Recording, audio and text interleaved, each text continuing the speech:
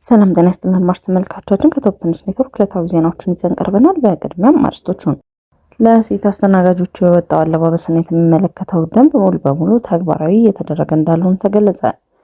የኢትዮጵያ ካፒታል ገበያ ባለስልጣን ገዛና ጠቅላላ የንግድ ስራዎች አክሲዮን ማህበር ላይ አስቸኳይ የጥንቃቄ ማስታወቂያ ወጣ።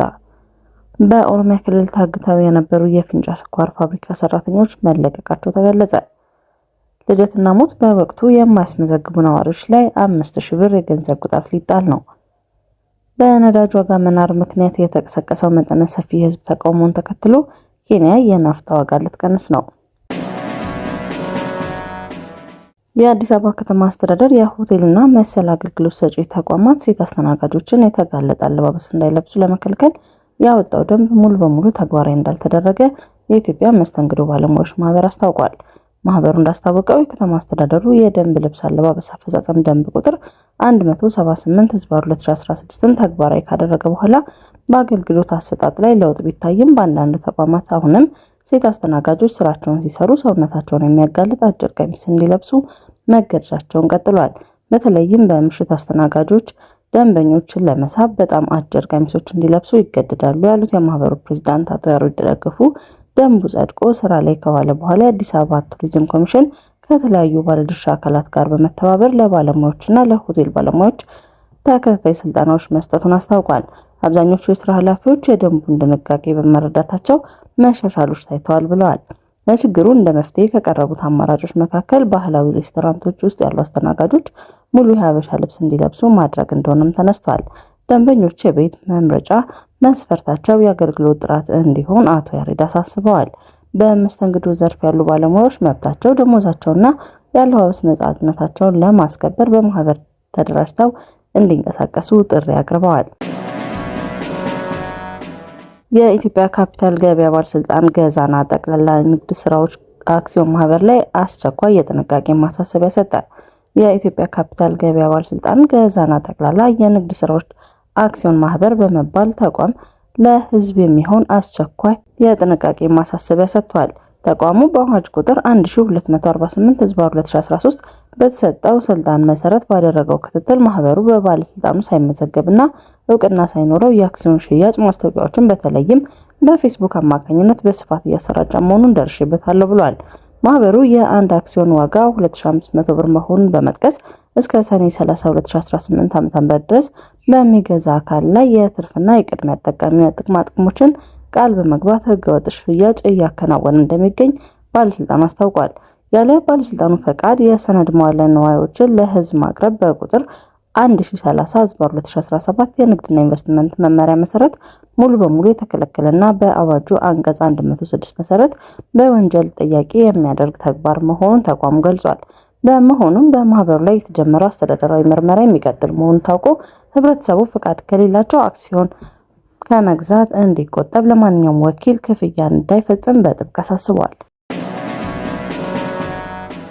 በኦሮሚያ ክልል ሆሮ ጉዱሩ ወለጋ ዞን ሱሱላ ፊንጫ ወረዳ ውስጥ በሸንኮራ አገዳ ተከላ ስራ ላይ ባሉ የታጠቁ ኃይሎች ታግተው የነበሩ ከ100 በላይ የፊንጫ ስኳር ፋብሪካ ጊዜያዊ ሰራተኞች መለቀቃቸው ተሰምቷል። እገዳው ተፈጽሞባቸው ተለቀቁ የተባሉ ሰራተኞች የሸንኮራ አገዳ ከሚተክሉበት ቦታ በግምት 17 ኪሎ ሜትር ርቀት ላይ ወደሚገኘው ነሺ ተብሎ ወደሚጠራው አካባቢ ተወስደው የነበረ ሲሆን ባለፈው ሰኞ ተለቀው ወደ ቤተሰቦቻቸው መመለሳቸው ተመላክቷል። ከእገታው ከተለቀቁ ሰራተኞች አንዱ ሁኔታውን ሲያስረዳ ባለፈው እሁድ ከቀኑ 8 ሰዓት አካባቢ ነሺ ወደ ተባለ አካባቢ ይዘውኝ ሄዱ። ከ24 ሰዓት በላይ ካቆዩን በኋላ ሰኞ ምሽት ለቀቁን። በእኛ ላይ የደረሰ ከባድ ጉዳት የለም፣ ነገር ግን አንዳንድ ሰዎች ተደብድበዋል ብሏል። ታግተው የተለቀቁ ግለሰቦች እንደተናገሩት ይህ የእገታ እርምጃ የተወሰደው በቅርቡ የወረዳ አስተዳደር በፋብሪካው መሬት ላይ በህገወጥ መንገድ እርሻ ሲያካሂዱ በነበሩ ግለሰቦች ላይ የወሰደው እርምጃ ተከትሎ ነው። አስተዳደሩ የእርሻ በሬዎችና ሌሎች ቁሳቁሶችን በማውረሱ ሳቢያ ታጣቂዎች የእነዚህን ሰዎች ንብረት ካልመለሰ ሰራተኞቹን አንለቅም፣ የሸንኮራ አገዳ ማሳውንም እናቃጥላለን በማለት ሲያስፈራሩ እንደነበር ጠቁመዋል። ይሁን እንጂ የአካባቢው ነዋሪ ባሳየው ከፍተኛ ተቃውሞ ምክንያት 135 የሚሆኑ የዕለት ሰራተኞችና የማሳ ጥበቃ ሰራተኞች በሙሉ ሊለቀቁ መቻላቸውን አክለው ገልጸዋል። የአዲስ አበባ ከተማ የሲቪል ምዝገባና ነዋሪነት አገልግሎት ኤጀንሲ ከሚቀጥለው በጀት ዓመት ጀምሮ እንደ ልደትና ሞት ያሉ የወሳኝ ኩነት ምዝገባዎች በወቅቱ በማያስመዘግቡ ነዋሪዎች ላይ የ5000 ብር ቅጣት ሊጥል እንደሚችል አስታውቋል። የኤጀንሲው ምክትል ዋና ዳይሬክተር አቶ ጥጋቡ ሹመይ የማህበረሰቡ የግንዛቤ ማነስ ከግምት ውስጥ በማስገባት እስካሁን አስገዳጅ የቅጣት ውሳኔ ሳይተላለፍ እንደቆየ ተናግረዋል። ሐምሌ 1 2018 ዓ.ም ጀምሮ ምዝገባውን በወቅቱ ባላደረጉ ነዋሪዎች ላይ ቅጣቱ ተግባራዊ ሊሆን እንደሚችል ተናግረዋል። ማንኛውም ነዋሪ ልደትን በ90 ቀናት ውስጥ፣ ፍቺ፣ ጋብቻ፣ ሞትና ጉዲፈቻ ኩነቶችን ደግሞ በ30 ቀናት ውስጥ ማስመዝገብ ግዴታ አለበት ብለዋል። ነዋሪዎች በተቀመጠው የጊዜ ገደብ በአግባቡ በመጠቀም ራሳቸውን ካልተፈለገ የገንዘብ ቅጣት እንዲጠብቁ ኤጀንሲው አሳስቧል። በተያዘው በጀት ዓመት 9 ወራት ውስጥ ብቻ ልደት 83767 በሞት 5161 እንዲሁም በጉዲፈቻ 178 መመዝገባቸውን አቶ ጥጋቡ ሹመይ ገልጸዋል። በአጠቃላይ 89106 የወሳኝ ኩነት ምዝገባ መደረጉን ተናግረዋል። የሲቪል ምዝገባ አሰራርን ማዘመን ለሀገራዊ እቅድና ለከተማዋ የህዝብ ቁጥር ሚዛን ወሳኝ መሆኑን ነዋሪዎች ኃላፊነታቸውን እንዲወጡ ጠይቀዋል።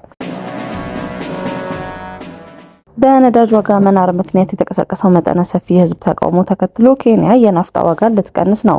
የኬንያው ፕሬዝዳንት ዊሊያም ሩቶ በነዳጅ ዋጋ መናርና በኑሮ ውድነት ምክንያት የተቀሰቀሰው መጠነ ሰፊ የህዝብ ተቃውሞ እንዲሁም በሀገር አቀፍ ደረጃ የተደረገውን የትራንስፖርት የስራ ማቆም አድማ ተከትሎ መንግስት ከሰኔ እስከ ሐምሌ 2018 ዓ.ም የዋጋ ማስተካከያ ተመን ላይ የናፍጣ ዋጋ እንዲቀንስ አስታውቋል። ፕሬዝዳንት ሩቶ በቴሌቪዥን ባደረጉት ንግግር በሸማቾች ላይ የሚደርሰውን ጫና ለማቃለልና የነዳጅ ዋጋን ለማረጋጋት ታሳቢ ካደረጉ ግምቶች መካከል የናፍጣ ዋጋ በ1 ሊትር በ10 የኬንያ ሺሊንግ ወይም በግምት $0.077 እንዲቀንስ ተደርጓል። ውሳኔው ለህዝብ ይፋ የተደረገው የህዝብ ትራንስፖርቶችና ኦፕሬተሮች የነዳጅ ዋጋ በከፍተኛ ሁኔታ ማደጉን ተቃውመው በመላው ኬንያ ለ2 ቀናት የዘለቀ የስራ ማቆም አድማ ካደረጉ ከጥቂት ቀናት በኋላ ነው። በተቀሰቀሰው ተቃውሞ ቢያንስ 4 ሰዎች መሞታቸውና ወደ 30 የሚጠጉ ሌሎች መቁሰላቸው የተዘገበ ሲሆን ክስተቱ ከኃይል አቅርቦት ዋጋ መጨመር ጋር ተያይዞ በናራው የኑሮ ውድነት ላይ የህዝቡ ከፍተኛ ቅሬታ የሚያሳይ ያስተጋባ እንደነበር ተዘግቧል። አድማጭ ተመልካቾቻችን ከቶፕ ትንሽ ኔትወርክ ላይ ያዝናቸው ዜናዎች እነዚህ ነበሩ። መልካም ቆይታ።